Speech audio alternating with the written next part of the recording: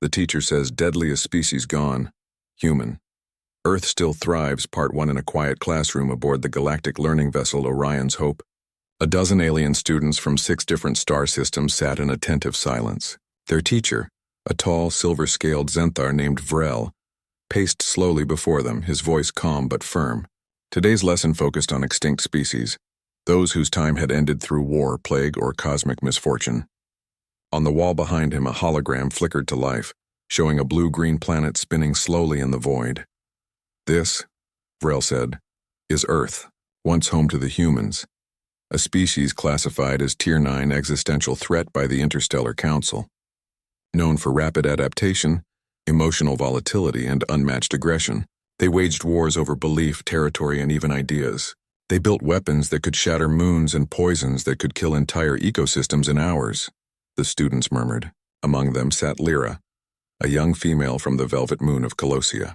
Her skin shimmered faintly with soft violet tones, and her large eyes reflected deep curiosity rather than fear. She had heard tales of humans before, whispers in the corridors, warnings in history modules. But something about Vrel's tone felt off. The Council ordered full quarantine of Sol System 300 cycles ago, Vrel continued. No ship permitted within 5 light years. Surveillance drones confirmed total collapse by cycle 298. No signals. No movement. No life signs. The human species is officially extinct. Lyra raised her slender hand. Teacher, if they were so dangerous, why do old records call them protectors too? Vrel paused. His scales dimmed slightly. Propaganda. Fear breeds myth. They destroyed themselves. That is the lesson.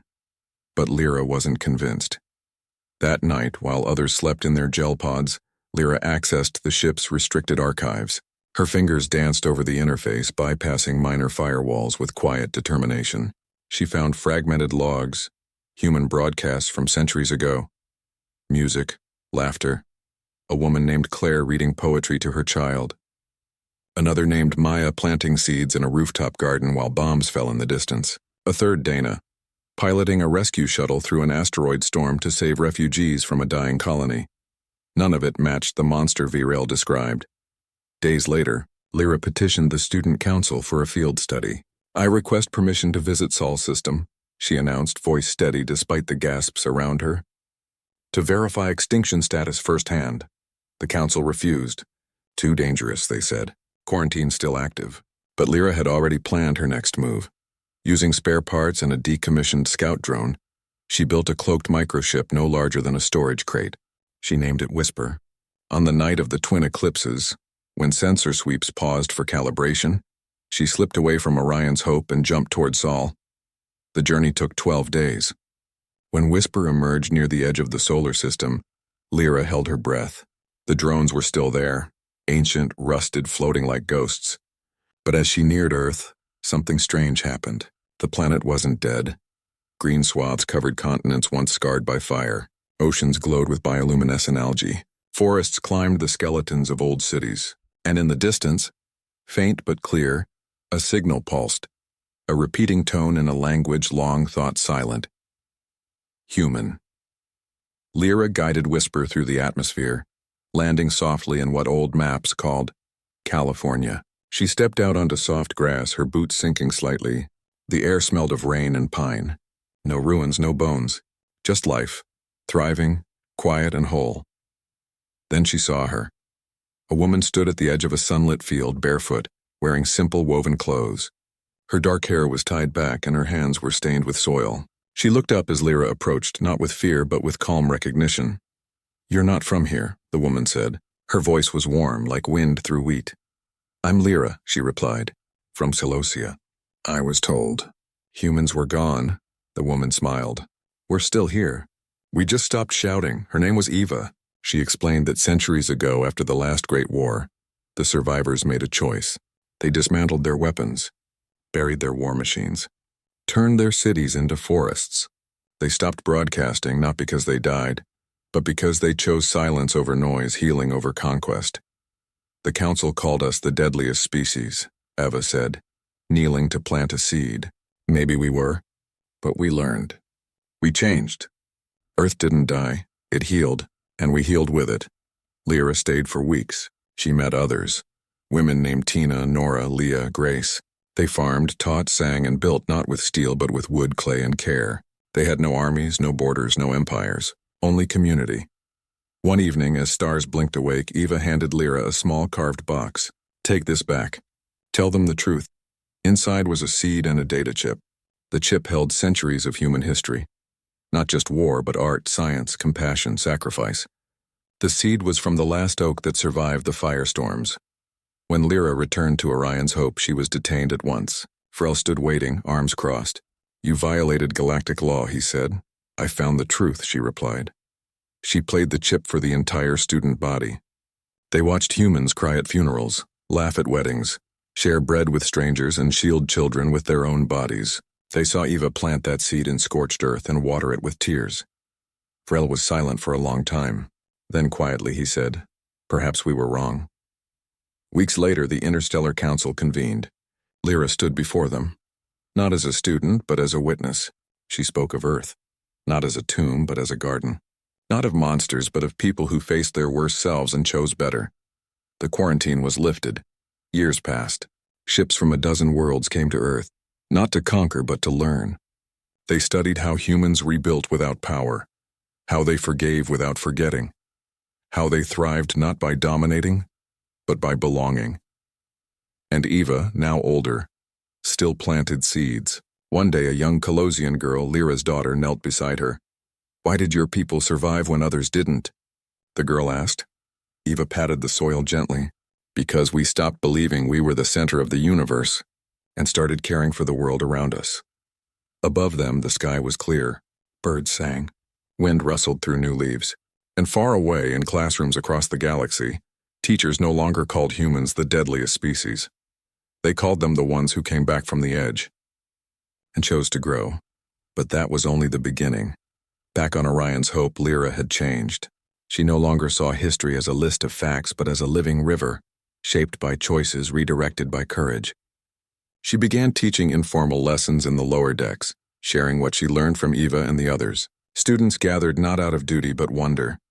Meanwhile, on Earth, Eva watched the first off-world visitors arrive with open arms. They came not with scanners and weapons, but with questions and seeds of their own. A young Qatari girl helped rebuild a greenhouse. A male from the methane rings of Joris learned to bake bread.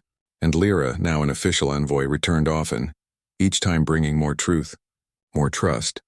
Yet not all welcomed this change. Deep in the council chambers of the Galactic Alliance, a faction known as the Purists grew uneasy. Led by Commander Jorlin, a battle-scarred Zenthari with eyes like cold steel.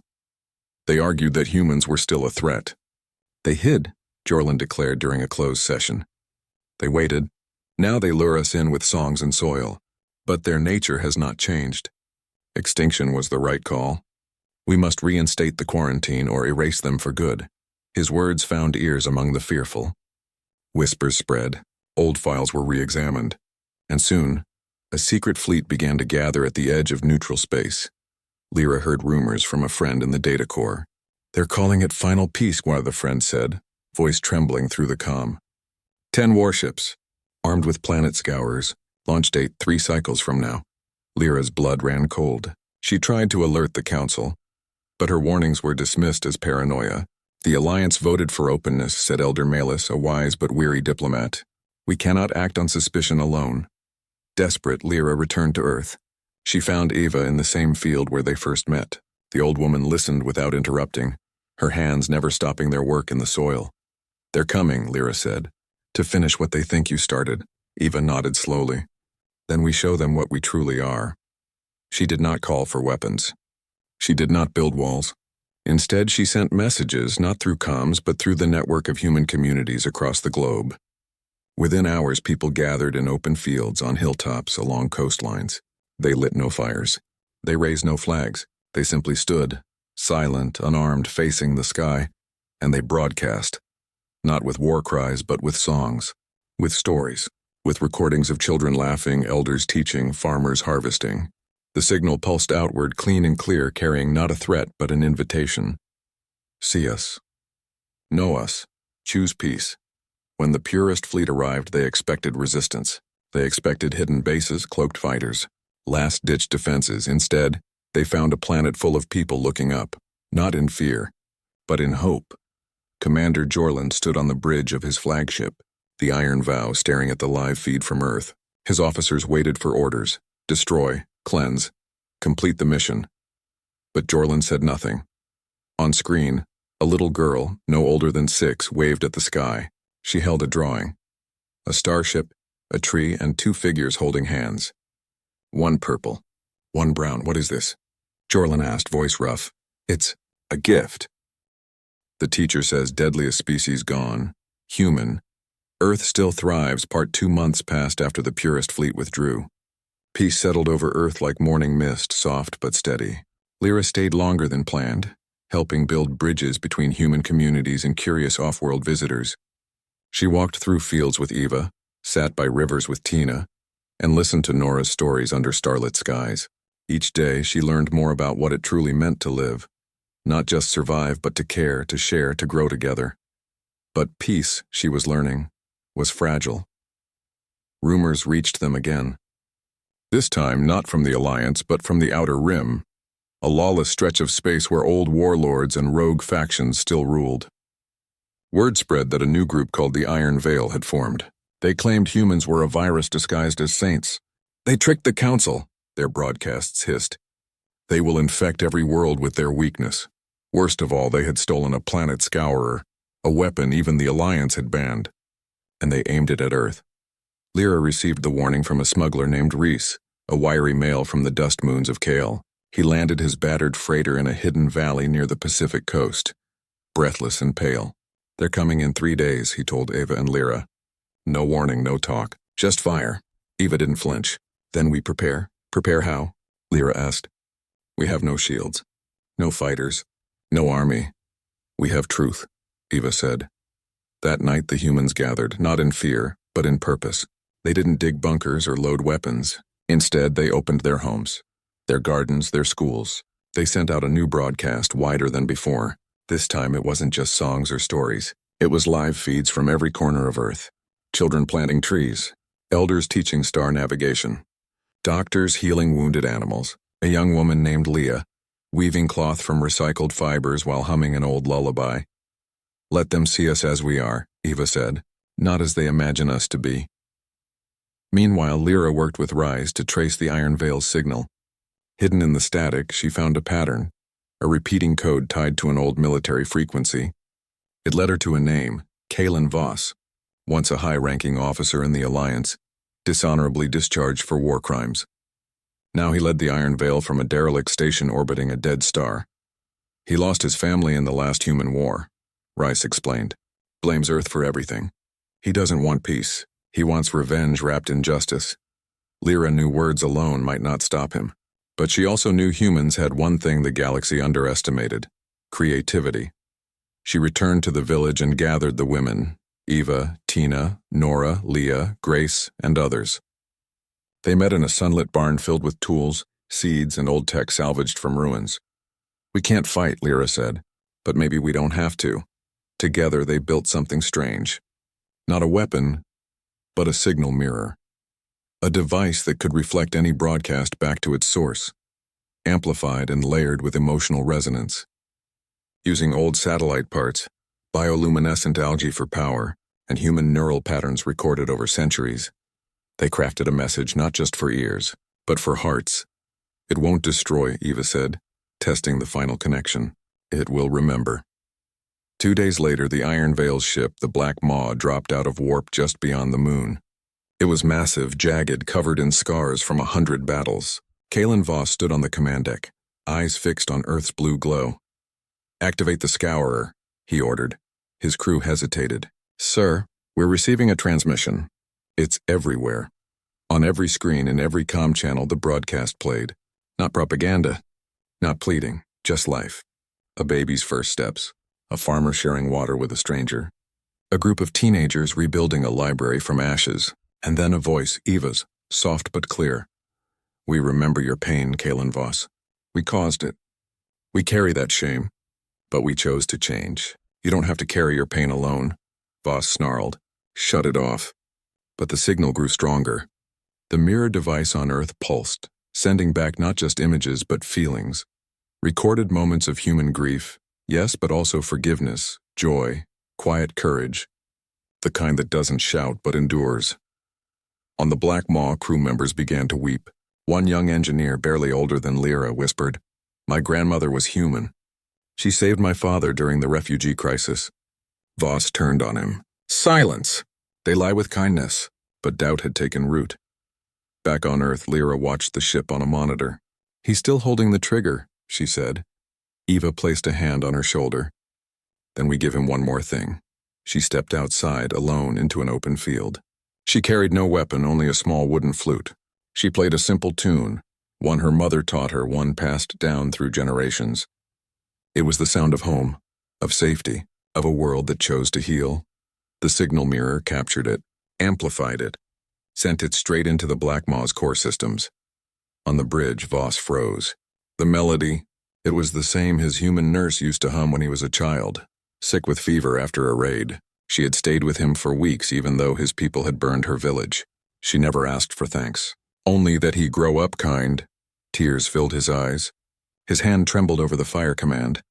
Then slowly he pulled it back. "Stand down," he said, voice breaking. "All systems, stand down." His crew stared in disbelief.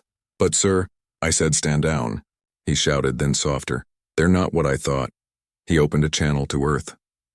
"Eva, I don't know if I can forgive, but I won't destroy," Eva nodded. "That's enough for today."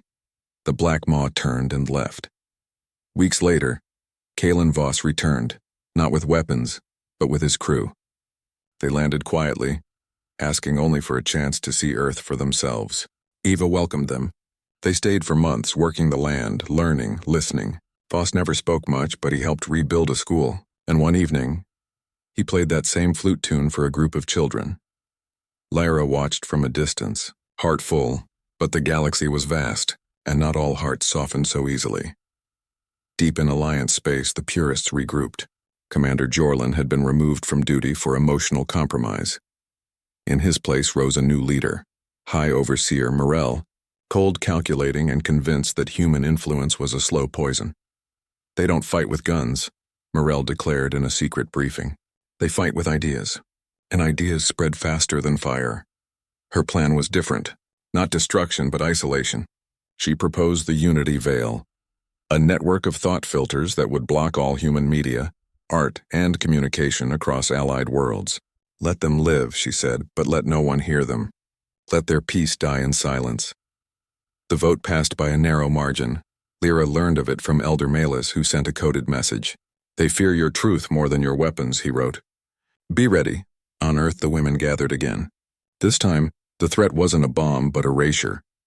"If no one hears us," Tina said, "do we still matter?" "Yes," Eva replied. "But we must find new ways to be heard." They turned to the stars, not with signals, but with seeds.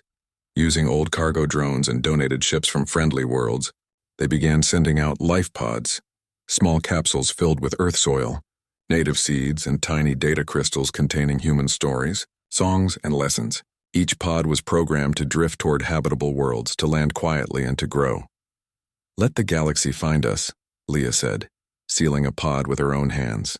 Not through orders, but through wonder.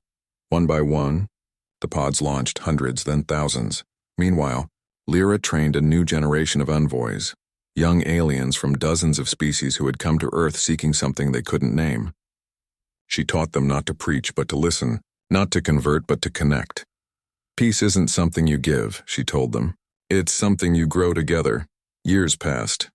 The Unity Veil went up. Human broadcasts vanished from official channels, but something unexpected happened.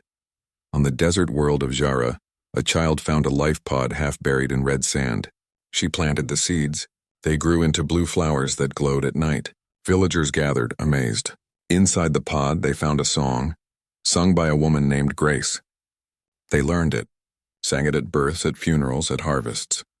On the ice plains of Nulvik, a scientist discovered a data crystal in a melted glacier. It showed Eva teaching how to purify water using sunlight and clay. He shared it with his people. Disease rates dropped. They named the method the human way. The veil couldn't stop life. Back on Earth, Eva grew older. Her steps slowed, but her eyes still sparkled. Lyra rarely left her side now. "You've done enough. Eva said one evening, watching fireflies dance over the river. Not yet, Lyra replied. The galaxy still fears what it doesn't understand. Then help them understand, Eva whispered. Not as a human, not as a Colossian, but as someone who believes in both. A few weeks later, Eva passed peacefully in her sleep, surrounded by friends, students, and the rustling leaves of the oak tree grown from that first seed. They buried her beneath its branches. No monument, just a stone with one word carved, listen. Lyra stood there for a long time. Then she turned and walked to the launch field. A new ship waited, gifted by the Alliance, now reformed under Elder Malis's leadership. It was small, fast, and filled with life pods. Her mission, not to defend Earth, but to carry its spirit outward. As the ship lifted into the sky, Lyra looked down at the green and blue world below. It was no longer hidden, no longer feared. It was a beacon, not of power, but of possibility. The teacher says deadliest species gone, human, Earth still thrives. Part 3. Lyra's ship, the Wanderer, drifted through the quiet dark between stars.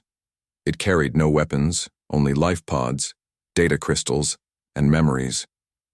For 2 years, she traveled from world to world, not as a diplomat but as a gardener, planting seeds, sharing stories, listening more than she spoke. On some planets she was welcomed, on others turned away. But she never forced. She simply left a pod near a clean water source or a quiet grove and moved on. Then came the call from Colossia. Her home moon was in trouble. A strange blight had spread through the great forests, trees turning gray, roots crumbling to dust. The elders tried everything. Ancient songs, chemical treatments, even calling on off-world scientists. Nothing worked. Worse, the blight was spreading fast. If it reached the Heartwood Grove, the spiritual center of Colossian life, their culture might not survive. Lyra changed course at once. When she landed, the air felt wrong, thin, sour, heavy with silence. No birds, no wind chimes. Even the moss on the stones looked dull. Her mother, Marin, met her at the landing pad, eyes tired but relieved. You came, she said, hugging Lyra tightly. Of course, Lyra replied. They walked to the edge of the dying forest. The great silver trunks stood like ghosts. Lyra knelt, pressing her palm to the soil. It was dry, lifeless. We've lost hope, Marin whispered. Lyra thought of Eva, of Earth, of how humans healed not by fighting death but by inviting life back in. Maybe we're asking the wrong question, Lyra said. Not how to kill the blight, but how to feed what's still alive. She returned to her ship and opened a special compartment. Inside lay a single pod, different from the others. This one held soil from Earth's oldest forest, seeds from the redwoods, and a data crystal containing centuries of human ecological knowledge. Eva had given it to her on her last birthday. For when your world needs healing, she'd said. Lyra carried it deep into the Heartwood Grove. There, beneath the largest tree, now half gray, she dug a small hole and placed the pod inside. Then she played the crystal. Not a lecture. Not a cure. Just a recording of rain falling on leaves, frogs singing at dusk, roots breathing in rich soil. The sound of a living world. For days, nothing happened. Then, one morning, a single green shoot pushed through the ash-colored ground. Colossians gathered in awe. The shoot grew fast, not replacing their trees but weaving among them, sharing nutrients, whispering life back into the roots. Within weeks, the gray began to fade. Color returned. Birds came back. The elders called it a miracle. Lyra called it partnership, but not everyone was glad. A faction of Colossian traditionalists, led by Elder Vorik, accused Lyra of polluting their world with foreign life. This green vine is not of Colossia, Vorik declared in the council hall. It may save the trees today, but what will it cost us tomorrow? Our identity? Our purity? Lyra stood before them, calm. Earth taught me that life doesn't thrive in purity. It thrives in connection. Your trees were dying alone. Now they are not alone. The debate raged for days. But when children began bringing baskets of new mushrooms and berries, foods not seen in generations, the people chose life over fear. Vorik left in silence. Lyra stayed through the first full bloom of the reborn forest. Then she prepared to leave again. "You've done enough here," Marin said, tears in her eyes. "Stay. Build a home." Lyra smiled. "My home is wherever healing is needed." As she boarded the Wanderer, a young Colossian girl ran up, holding a small woven bracelet. "For your next journey," she said. Lyra fastened it around her wrist. "Thank you." Her next stop was the Alliance capital, Nova Eris. Rumors said High Overseer Morel had been removed after the Unity Veil failed. In her place, a new council formed, one that included voices from Earth, Colossia, and even former purists. They invited Lyra to speak at the Grand Assembly. She accepted. The chamber was vast, filled with beings from 100 worlds. When Lyra stepped onto the platform, silence fell. She did not give a speech. Instead, she placed a life pod on the floor and activated it. From it rose a hologram, not of war or glory, but of a human grandmother teaching her granddaughter how to bake bread. "The secret," the old woman said, "is to knead with patience. Too hard, and it breaks. Too soft, and it won't rise. Just right, and it feeds a village."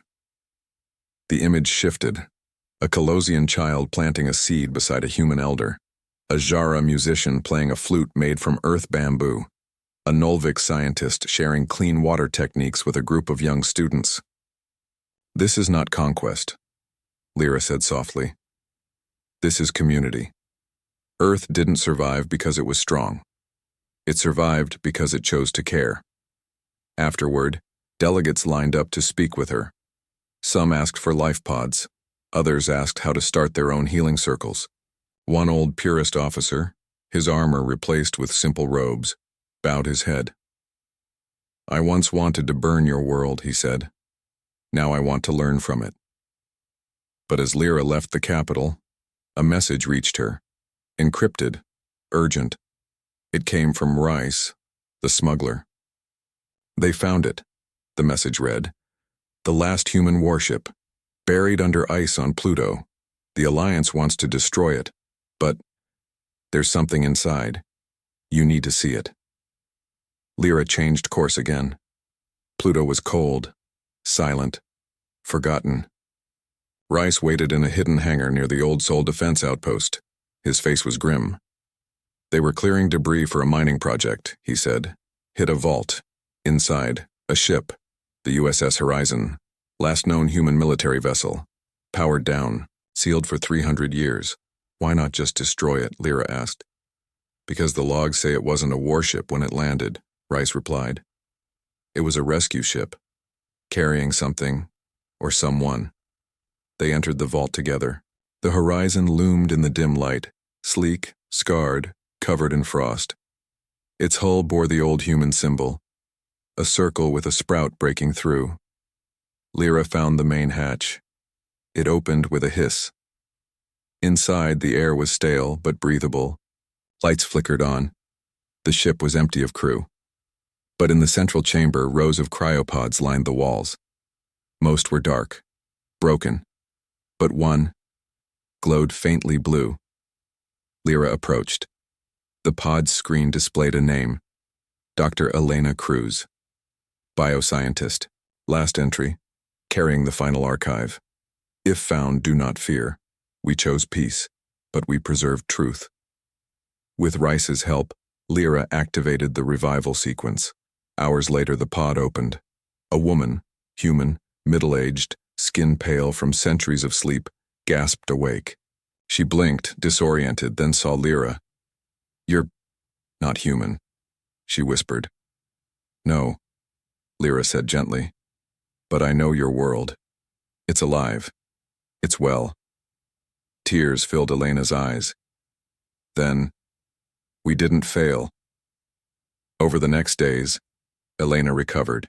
She explained that the Horizon was never meant to fight. Near the end of the last war, a group of scientists and soldiers stole it to save Earth's final biological and cultural archive: seeds, art, music, medical knowledge, even recordings of languages thought lost. They flew to Pluto, buried the ship, and put themselves in cryo, hoping someone would find it when the galaxy was ready. We knew humans might not survive, Elena said, but we hoped our best selves would. Lyra knew what to do. She contacted the Alliance, not to hide the ship but to share it. At first they hesitated. Old fears stirred, but Elder Malus stood firm. This is not a weapon, it is a gift. The archive was moved to a neutral station, open to all. Scholars, artists, healers, and children came from across the galaxy. They studied human medicine that cured rare diseases. They learned farming methods that revived dead soil. They listened to symphonies that made even stone-hearted warriors weep. And in the center of it all stood Elena, no longer a relic, but a teacher. One day, Lyra found her watching a group of young aliens trying to bake bread using an old human recipe. They laughed as dough stuck to their hands. "They're messy," Elena said, smiling. "Just like us." "But they're trying," Lyra replied. As seasons turned, the archive became more than a museum. It became a school, a meeting place, a promise. Yet Lyra felt a pull toward one last journey. She returned to Earth. The village was quieter now. Many of the original women had passed or moved on, but new faces had come. Aliens who chose to stay, to learn, to live. The oak tree over Eva's grave stood tall, its branches wide enough to shade 100 people. Lyra sat beneath it, the Colossian bracelet on her wrist, the wanderer waiting in the field. A young girl approached, half human, half Qatari, with bright eyes and muddy boots. "Are you the one who talks to stars?" she asked. Lyra smiled. "I listen more than I talk. Will you tell me about the old days, when humans were feared?" Lyra looked up at the sky, where ships from a dozen worlds moved like fireflies. "They weren't just feared," she said. "They were misunderstood. But they showed the galaxy that the strongest thing a species can do is change." The girl sat beside her. "Can I go with you someday?"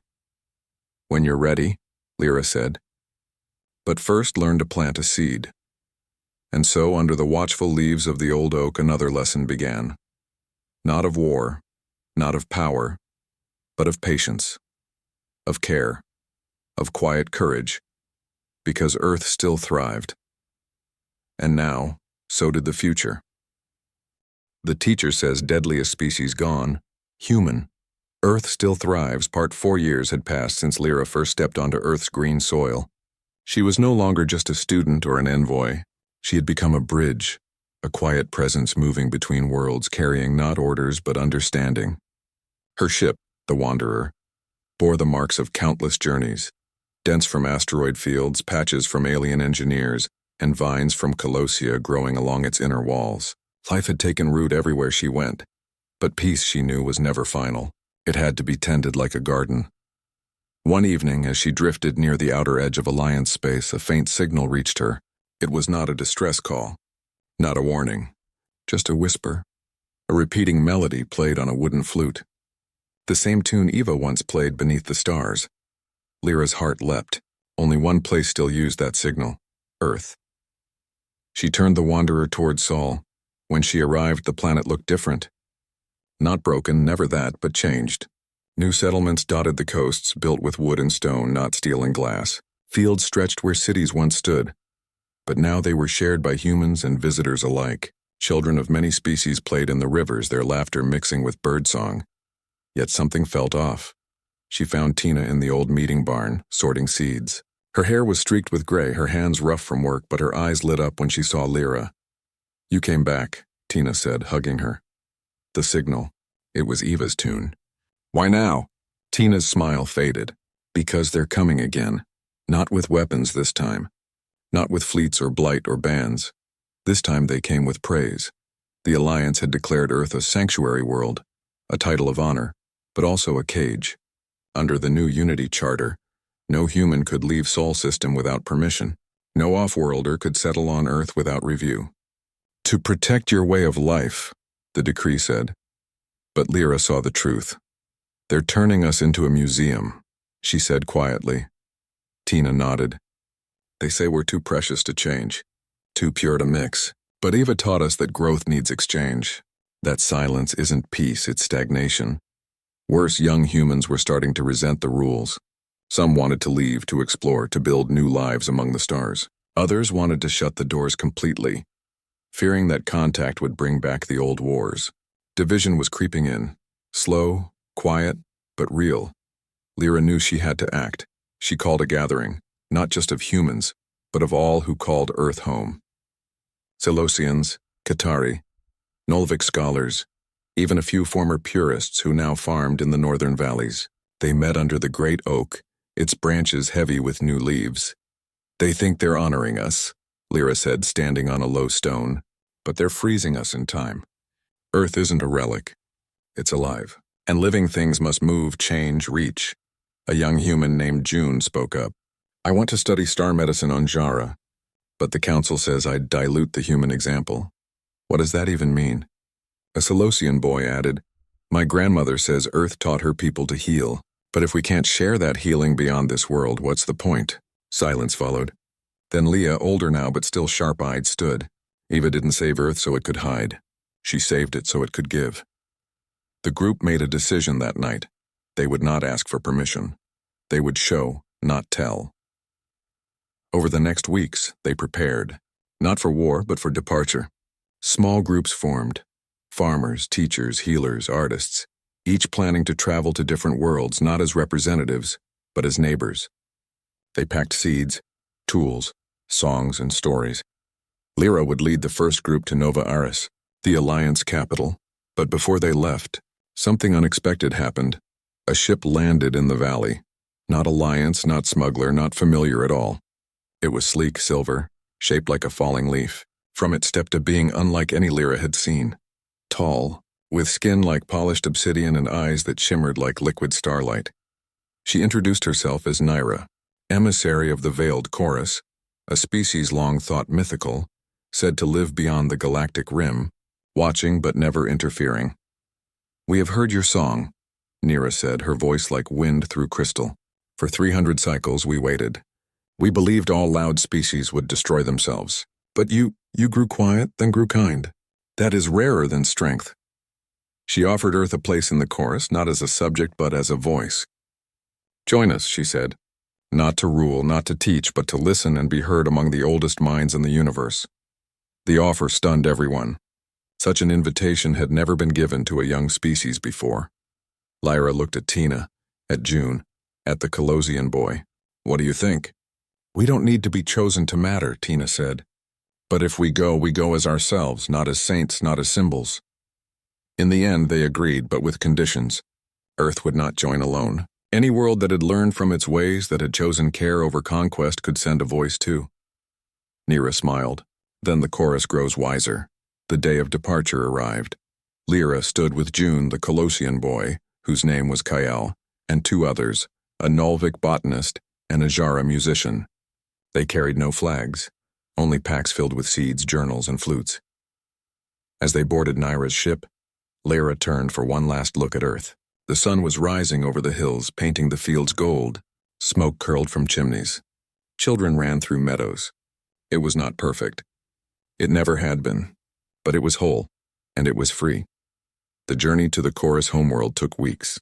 They traveled through folds of space no Alliance ship could reach, past nebulae that sang in colors unseen by human eyes. Along the way, Naira shared stories of species that chose silence too late, of civilizations that burned bright and fast, of others that slept for millennia, waiting for the right moment to wake. "You woke early," she told Lyra, "and you chose to tend your fire, not let it rage." When they arrived, the chorus world was unlike anything they'd imagined. No cities, no towers, just vast forests of living crystal, humming with thought. Beings of light, stone, water, and air gathered in open clearings, sharing ideas not with words but with shared feeling. At first, the Earth group felt small, out of place. Then June stepped forward. She planted a seed from Earth in the crystal soil. To everyone's surprise, it sprouted, not as a tree but as a bridge. Its roots intertwined with the crystal, its leaves glowing with soft light. The chorus beings gathered around, touching the leaves, feeling the memory of rain, of soil, of hands that planted with hope. Lyra played Eva's flute tune. The forest hummed back. In that moment, Earth was not a student. Not a relic. Not even a teacher. It was simply part of the song. Weeks turned to months. The group shared human ways. How to mend a broken bone with herbs. How to calm a frightened child with song. How to build a home that breathes with the land. In return, they learned how to listen to stars. How to heal grief with shared silence. How to grow food from light alone. But Lyra knew she couldn't stay forever.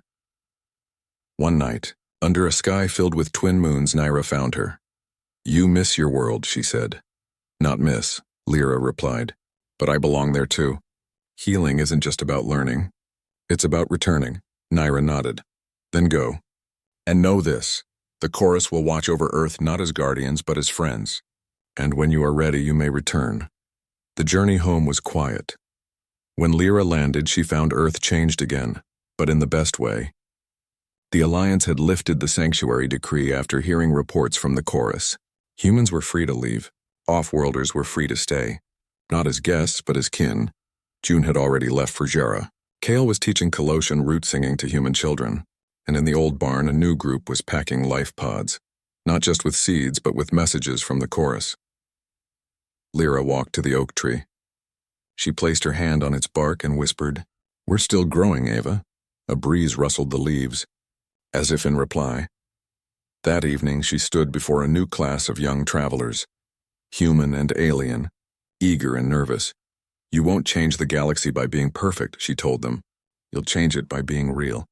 By making mistakes, learning, and trying again." Earth didn't survive because it was strong. It survived because it kept choosing to care, even when it was hard. One girl raised her hand. "What if they don't listen?" "Then you plant a seed anyway," Lyra said. "And water it, and wait. Life always finds a way." As night fell, Lyra looked up at the stars. Ships came and went, some carrying teachers, some carrying students, some just carrying hope. The galaxy was still vast, still full of fear, old wounds, and old wars, but now in 1,000 quiet corners, something new was growing.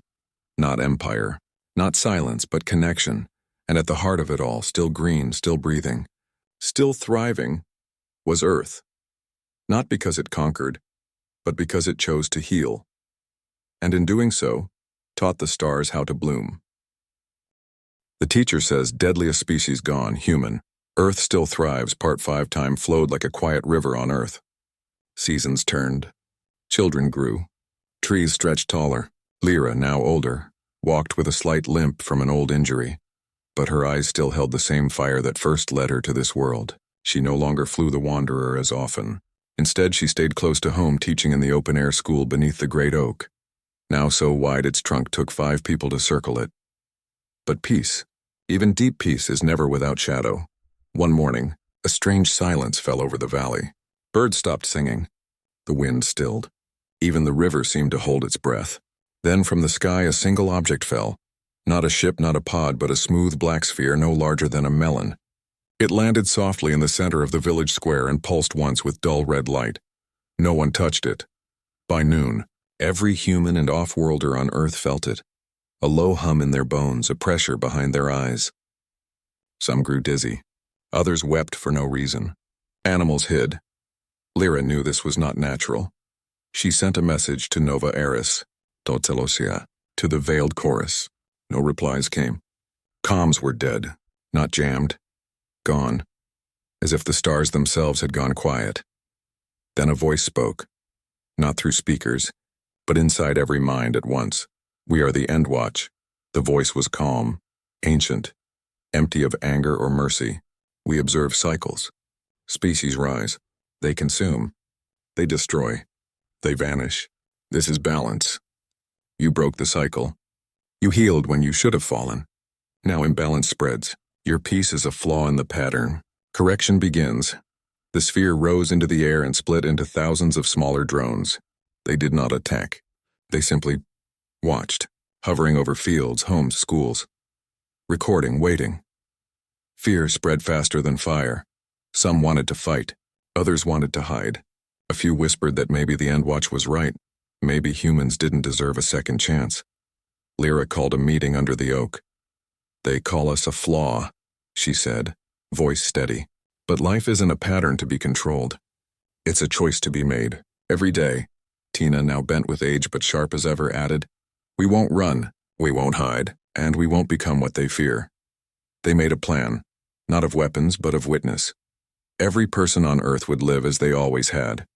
Plant seeds, share meals, teach children. Sing at dusk. They would not perform. They would simply be, and they would broadcast, not with machines, but with presence. Using the old signal mirror, now upgraded with chorus crystals, they sent out a new kind of message. Not sound, not image, but feeling. The warmth of a hand on a shoulder, the joy of a shared harvest, the quiet strength of sitting with someone in grief. The Endwatch drones recorded it all.